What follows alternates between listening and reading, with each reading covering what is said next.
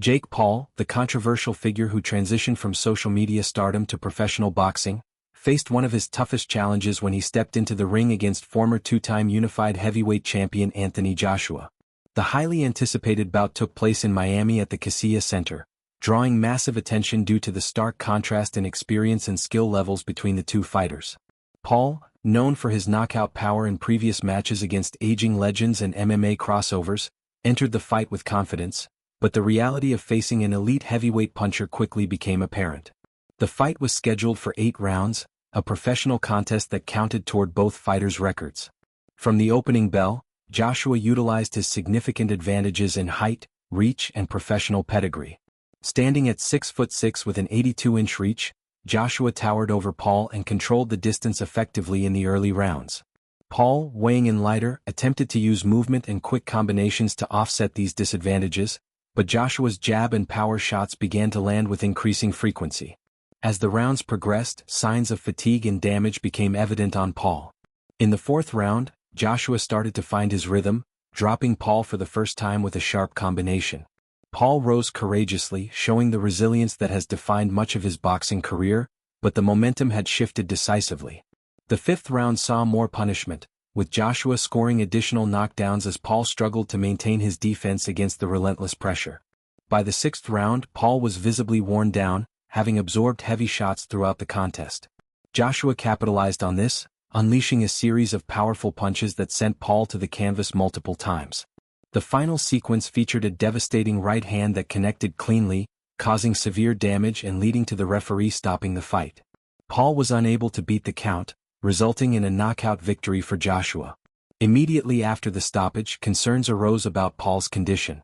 During post-fight comments, while still in the ring, Paul mentioned feeling that his jaw was injured, spitting blood and expressing that it felt definitely broken. Despite the pain, he maintained a positive demeanor, praising Joshua as one of the best heavyweights and vowing to continue his pursuit of a world championship. Paul emphasized his love for the sport, noting that he gave everything he had and enjoyed the experience despite the outcome. Following the fight, Paul drove himself to the hospital, where medical examinations confirmed the severity of the injury, a double fracture in his jaw. X-rays revealed breaks in 2 places, necessitating immediate surgery. The procedure involved inserting titanium plates to stabilize the fractures and the removal of some teeth to aid in recovery. Paul later shared updates on social media, posting the X-ray images and confirming the double broken jaw. In a display of his characteristic bravado, he jokingly suggested he could fight another top boxer in just 10 days, though recovery timelines indicated a much longer hiatus. The injury highlighted the risks Paul took in moving up to heavyweight to face a puncher of Joshua's caliber. Joshua, an Olympic gold medalist with a history of devastating knockouts, demonstrated his power once again, though he admitted post-fight that his performance was not his best. He praised Paul's durability, noting that many heavyweights would have been finished earlier by the same shots.